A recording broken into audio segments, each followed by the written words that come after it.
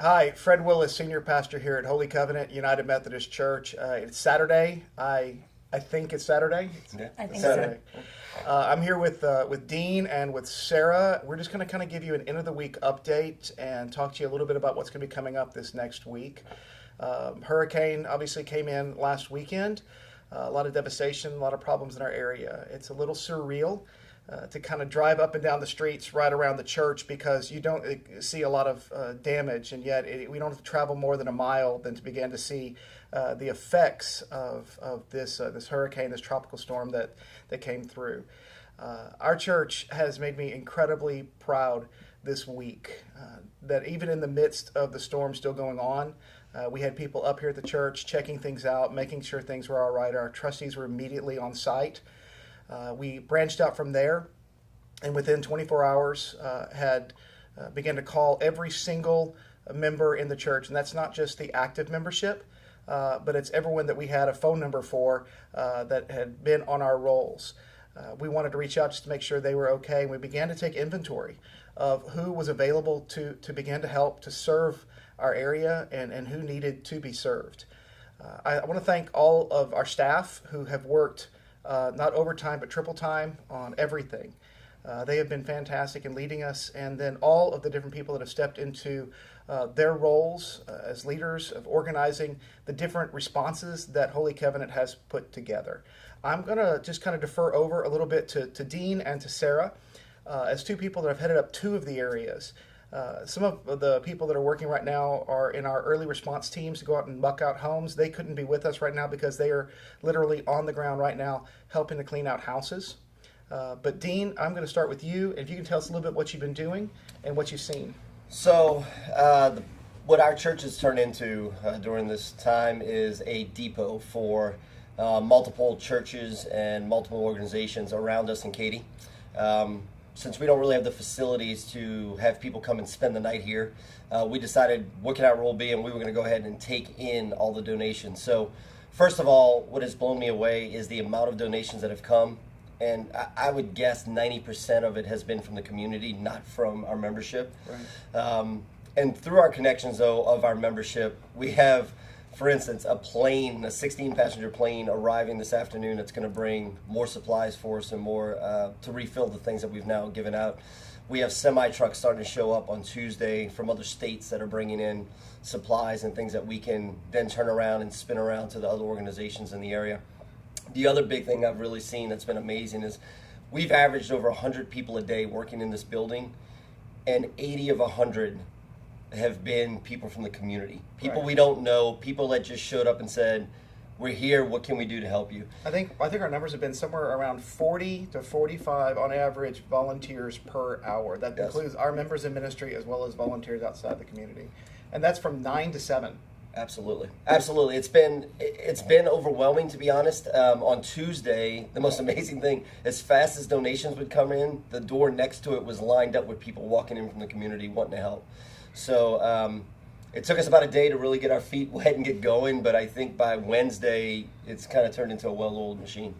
So some of those organizations that we partnered with, the reason we began to do that in the first place is because we recognized that it's really easy in a crisis situation for a church to try to do everything for everyone. And that is the worst thing that a congregation can hope to do, because you can kill yourself doing it and not do any of it very well. In fact, you can end up causing more harm than good. When we found out that first night that Morton Ranch High School was opening up as a shelter, first of all, kudos out to our ISD. What an amazing group of people. I immediately got in contact with Carrie out there, and we realized there is no reason to do a shelter here. They've got one right there. What we needed to do is support that shelter, and we did it, and we did it well. Since that time, we've partnered up with the Waters Church, which is less than about a block and a half from us, and they do a food pantry. And they do it, and they do it well. So there's no point in us trying to do a food pantry. Instead, what we're doing is we are a site for food to come. When it gets here, we sort it. We make sure it's ready to go. And when they put a call out that they've got a need, we fill that need for them. We've partnered up with all sorts of animal activist groups. I don't know how better to describe that, because they range everywhere from SPCA all the way over to PALS to CAPS. with making sure they have dog food and cat food and every other kind of food they happen to need. We've partnered up as well with Clothed by Faith, and I'm going to let Sarah talk about that because she's headed up a huge area, a huge division within our church of working just with clothing. Hi, so yes, I want to give a big shout out to Clothed by Faith. They're an amazing organization right here in our community.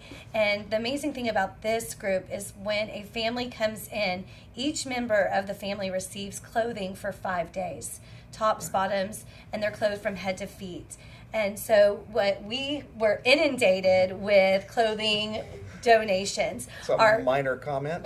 All of our classrooms were stacked to the ceiling with clothing. And so what we set to work doing was sorting and organizing and folding so that when the donations arrive at Clothed by Faith, a community member can come in and shop specifically for their size and find their needs. So we sorted everything into men's, women's, children's, and it's ready to go. Today we have trucks and trailers busing over, I would guess, 500 to 1,000 boxes over to Clothed by Faith.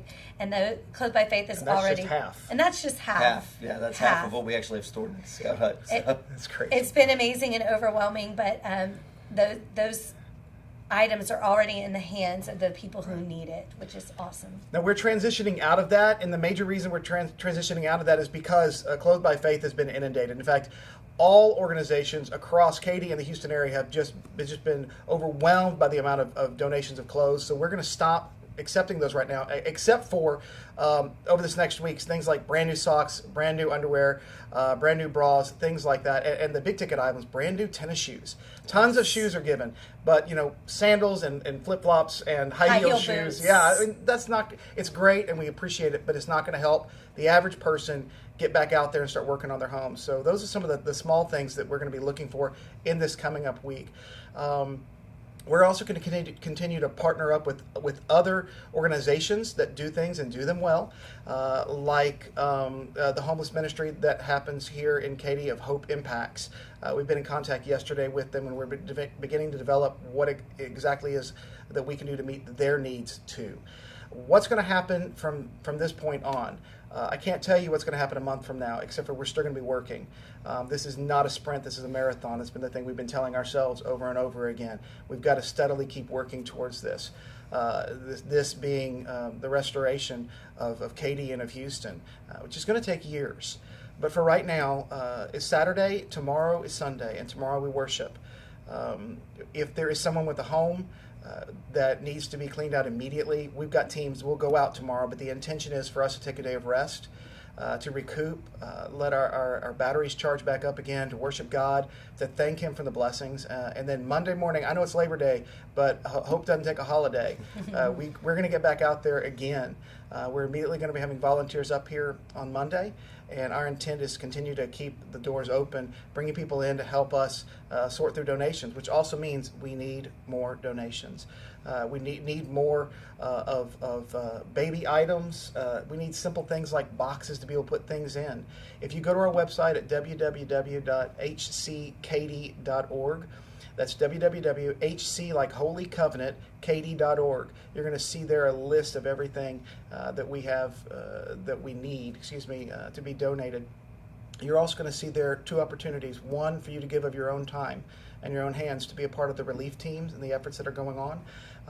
And two, if you have a place that needs to be cleaned out, don't feel like you have to do it by yourself. We're glad to stand there right beside you. This is Fred Willis, hoping to talk to you again tomorrow and see you in worship.